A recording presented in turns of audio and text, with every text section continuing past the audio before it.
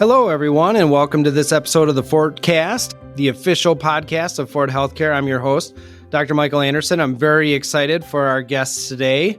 With us today, we have Megan Kutz. Hi, Megan. How are you? I'm good. How are you doing, Dr. Anderson? I'm doing great. And Megan is one of our registered dietitians. And Megan, I always like to allow our guests to kind of introduce themselves to our audience. I've been with the organization over 20 years, and just tell us a little bit about yourself, where you came from, and how long you've been with Fort Healthcare. Yes. So my name is Megan Kutz, like Dr. Anderson said. I am originally from Eau Claire, Wisconsin, but came down to the Fort Atkinson area once I started my dietetic internship. I worked over in some of the hospitals in Madison for my supervised practice. And then right away after graduating college with my master's, I found a job here at Fort Healthcare. So I've been with the organization about 7 months, but I have a really big passion for working with individuals and helping them with their dietary patterns.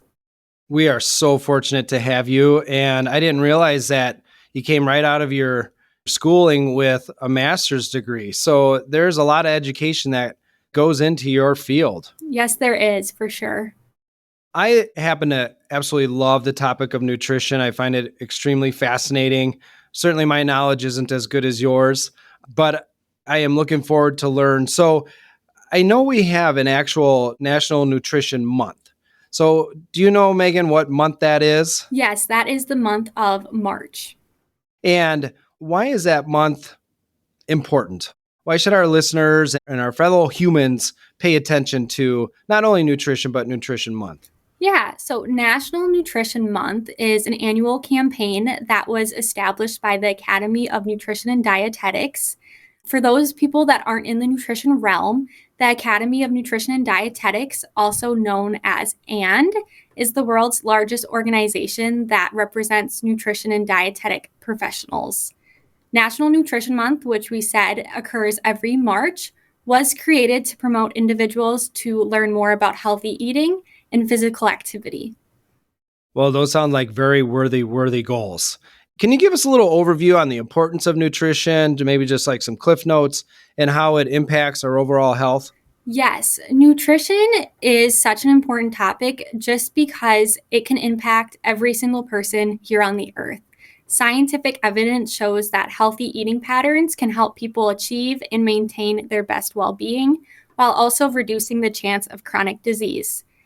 Overall, eating nutritious foods can help with energy levels, graceful aging, mobility, strength, and quality of life.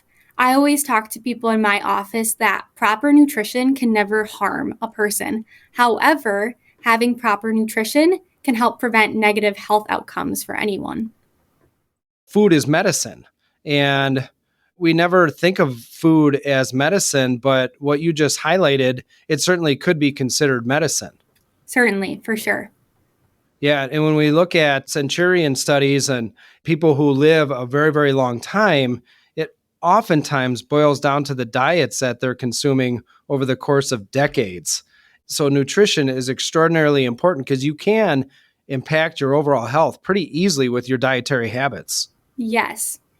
So to dig a little bit deeper in that, Megan, when we talk about nutrition and balanced nutrition, what exactly does a balanced diet look like, and what are some of the components to that? Can you shed some light on that, please? Yeah, a balanced diet looks different for every single person depending on their age, if they have any chronic diseases, or their health goals. But a balanced diet for most people is a diet that focuses on whole foods that are nutrient dense. What that means is that they have vitamins, minerals, protein, carbohydrates, and fats in them. This type of diet would emphasize fruits, vegetables, really high quality protein sources, whole grains, and low fat dairy products. A diet that is balanced would also provide a wide variety of foods to make sure that individuals aren't having any nutrient deficiencies. It's also really important to note that for a diet to be balanced, it must be realistic for the individual.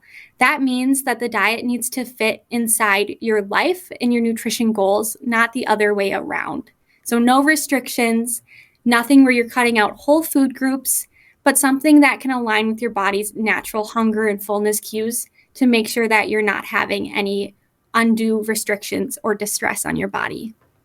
If someone would want to get more educated on this topic, to maybe learn more and be able to make those better food choices, how would they go about that? How would they go about learning to make those better food choices? Because obviously you can't see 1,000 people a day, Megan, and educate them specifically on their individual diet, as you just highlighted, that every person is a little bit different. So how would somebody go about that? Yeah, the first step I would say is make sure if you're doing any nutrition research on your own, you are looking at professionals who are qualified. This meaning make sure you're taking nutrition advice from registered dietitians, not anyone with other labels such as nutritionist, health coach, holistic, nutrition expert. Any of those mean that individuals aren't necessarily a registered dietitian and aren't fully educated on the impact nutrition can have. For making healthier food choices daily, look at studies and websites that are credentialed, such as the My Plate website, the Academy of Nutrition and Dietetics, and any other organization that has a credentialing body to make sure it's a legitimate website. Well, that's some pretty good advice. So there's a lot of web-based resources out there for people to seek out and learn from. Is that correct? Yes, there are. Okay. Well, as somebody goes through the journey of life, Megan, how can certain health conditions impact their nutritional needs? And this kind of gets to that little bit more of that individuality that you kind of spoke of earlier, that there's not a one size fits all when it comes to nutrition. It's a very individualized. So how can health conditions alter somebody's nutrition needs? Yeah, that's a great question. People often want to find a one size fit all approach, but that's not the case for nutrition. For example, protein, calorie, and fluid needs will be different depending on those lifestyles or diseases a person has. A specific example of this is for individuals with type 2 diabetes. A carbohydrate restriction may be really useful to help keep their blood glucose within desired ranges throughout the day. This overall will help reduce their A1C over time. That hemoglobin A1C measures your average blood glucose throughout 3 months' time. And for individuals with diabetes, the goal is to reduce that to make sure you're not having any uncontrolled blood glucose levels. By having a carbohydrate restriction, you are restricting part of the body's main fuel source to keep that glucose level in check throughout the day. This individualization with nutrition is also relevant when it comes to different age groups. So, for example, older adults often have different nutritional risks when compared to other age groups. Older adults are often at a higher risk of dehydration, malnutrition, and swallowing difficulties as they age compared to their younger counterparts.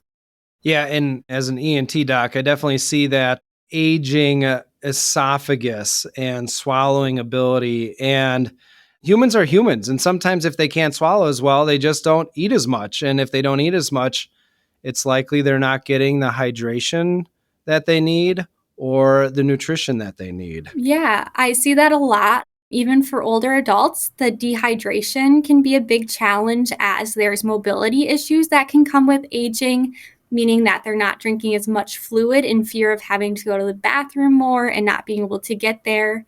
The malnutrition and swallowing difficulties that can be attributed to the access to food, the ability to get and obtain healthy foods. So there's a lot of different impacts from different areas that can change how their nutrition is. So, Megan, tell me a little bit about the way you see patients. In other words, are most of the patients that you see on an outpatient basis, and do they require a referral from a healthcare provider? Can we just talk about that for one moment? Yes. So I am the main outpatient dietitian at Fort Healthcare. For my job and my position, we do take referrals from primary care providers. So any of the clinics, the doctors there are able to send nutrition referrals if they see that you have a nutrition concern or you would like to work with a dietitian. After we get that referral in my office, we will have our scheduler reach out to the patient to be able to schedule that appointment with myself. Yeah. So if you're a listener or if one of your loved ones feel that they would benefit from seeing our dietary team and specifically Megan, please talk to your primary care provider. I mean, Megan is available. She does a wonderful job. Her patients really adore her and she's here to help. So don't ever hesitate. Some people will come away saying, how do I get to see a registered dietitian? And it's through your primary care provider. Yes, and I will see people for any nutritional concerns that they are fearful of. So anything from weight loss to diabetes, tube feedings, or Crohn's disease, I will meet with you and help you through any nutritional concerns you may have. Well, Megan, I can't thank you enough for being on this episode of the Fortcast. Thank you. You're welcome.